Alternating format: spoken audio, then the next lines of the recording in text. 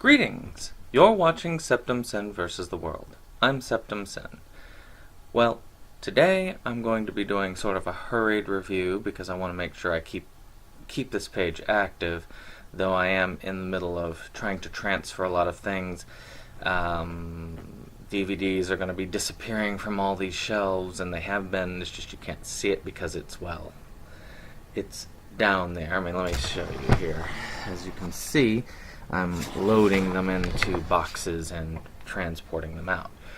So so my reviews are going to be a little bit spotty. I am still going to be doing this week's Mega Christmas Extravaganza on Monday and Tuesday, where we do 10 pickups each, and we do the actual, what was it?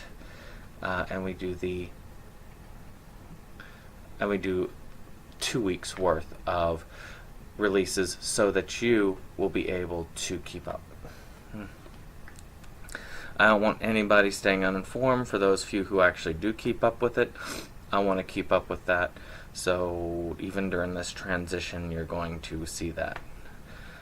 So this is a review of a movie that, if you were paying attention last week, or yesterday, I guess, you would note that I did Santa Claus. And I'm trying to do pairs of movies for a little while. So this pair is actually a Santa Claus pair. When I said don't do one, do the other, this is the other. And this is Santa Claus, the movie. I love Santa Claus, the movie. I saw it when I was younger. It's quintessential 80s, just 80s hype. When I saw this was coming to Blu-ray, I had to grab it. I grabbed it pretty much immediately off of Amazon, and I do not regret it. I love this particular movie. You have Dudley Moore in it.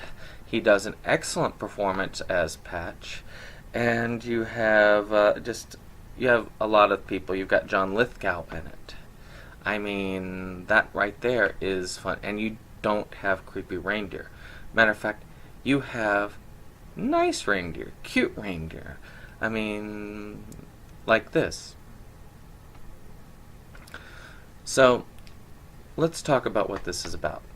So we've got our Mr. and Mrs. Claus, and they like to try and make toys and deliver it to the various villages up near the North Pole. So they keep giving them gifts, and there's this terrible blizzard, but they don't care. They're going to go anyway. They want to deliver those presents to those children. So they are off, they're delivering the presents, and then they just get caught in this terrible blizzard. And looks like they're going to die. But then they're saved by the elves.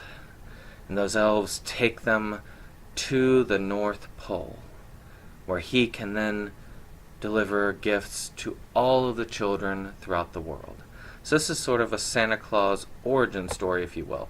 And that's how about the first half of the movie is it defines the characters, it shows you who Santa Claus is, how he developed his various customs, and even has little humorous moments where they're talking about the that poem that they wrote. It's like, oh, look, they wrote a poem about me. And then it's like, it talks about his weight, and he's like, well, you have been eating those cookies? Yes. So it goes to that. Now, then in the present, we have this toy company called BZ Toys, which John Lithgow is at the head of. Now, he is making these toys on the cheap, and in a sadistic way as well. Maybe a little bit too sadistic, but I'll get in that later. So he's in big trouble, reputation-wise. But luckily for him, one of Santa's elves is on the outs with Santa, and he's looking to get back on the ins. So he is So he finds BZ and offers him a deal he can't refuse. Meanwhile, there are these two children, this young boy who's homeless and then this girl who's wealthy, and they form a friendship through their mutual connection to Santa Claus. The end, I won't spoil for you. So, what's good about this movie? I actually believe if you gotta give allowances for the time, but the special effects in this movie were excellent for that time. I really felt like I was in Santa's workshop at the time. As a kid, I was like spellbound by this. I really loved this.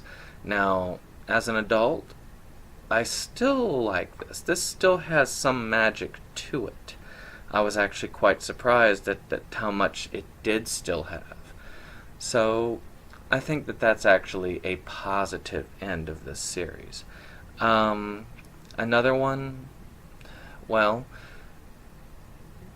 they are very, what's the word? The way that they present the delivery of the gifts, the magic, it really is very plausible for a child who believes in Santa to say, okay, this does work. There's no creepy gadgets. There's no weird eye thing that's used to view the world. There's no creepy reindeer.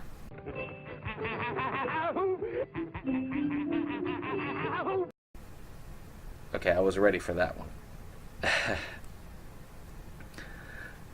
It is, as you would expect it. It's very traditional. It follows a lot of traditions and styles. I like how they explain each of these traditions. And the acting is very well done. I mean, you've got some excellent actors in here. I mean, like I said, Dudley Moore, John Lithgow. You've got, of course, gosh, what's his name? The man in, the guy from Rocky, Mickey from Rocky, he's in it. You've got some wonderful acting jobs. And to me, that shows just dedication to the film. I really do miss Dudley Moore. He died long before his time. And it kind of makes me sad, but this is a good film for him. If you don't want to show your kids Arthur, which I don't know why you would want to show your kids Arthur, like I was shown, this is a better one for Dudley Moore. He's not a drunk in this. So, let's talk about the bad. There are certain things to me that do kind of throw this out. I mean, the story has a very simplistic nature to it. When I look at it, it's a by the number story. After you get past the origin story, it really is just, we need to throw in another story because our origin story is already done.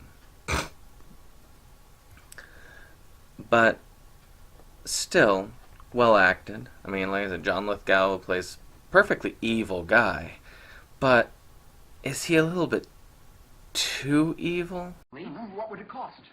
Cost? Cost who? The people who buy the toy. Well, nothing. We're going to give them away free.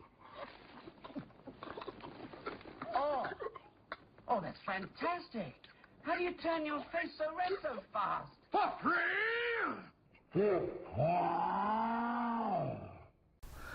I'm sorry, but when they're like emptying out the stuffed teddy bear at the Congressional, if I have video of it, I'll show it. If I don't, oh well, I'll try and put something up if I can. There's shards of glass and nails in it. Now, that's not cutting corners. That's being sadistic and mean. So they make him really cartoonishly evil just to show all these kids, like, no, this guy's a bad guy. Really bad guy. And the way it ends, it just keeps it going. There's no redemption here. There's no ambiguity. He is this cartoonishly evil guy. And John Lithgow is good at playing cartoonishly evil. But he also has shown that he can play a complex, evil character. I mean, if you haven't seen that season of Dexter, it's actually considered one of the best seasons of it, where he plays this killer that has this double life where he lives with this supposedly happy family. And of course, all is not what it seems. But he's shown his potential, and this is just so cartoonishly evil. I mean, it's just, I don't know. It just, to me, it's there. Maybe the reindeer are a little bit too silly, but again, it's better than this. I don't know why, I just like using that clip. So, with that being said, I want you to just take a good look at this movie. If you have children, show your kids this movie. I think they will like it. If they believe in Santa Claus, this is one that will help them believe even more. I give Santa Claus the movie an 8 out of 10. So, I will see you again next time, where we're going to try another duo, and I've been told to try and get a Christmas story in there, which I am going to do, but I like to try and get Christmas story a little bit closer to the holidays, so it'll probably be next week sometime. So, with that being said, I'll see you on the next one.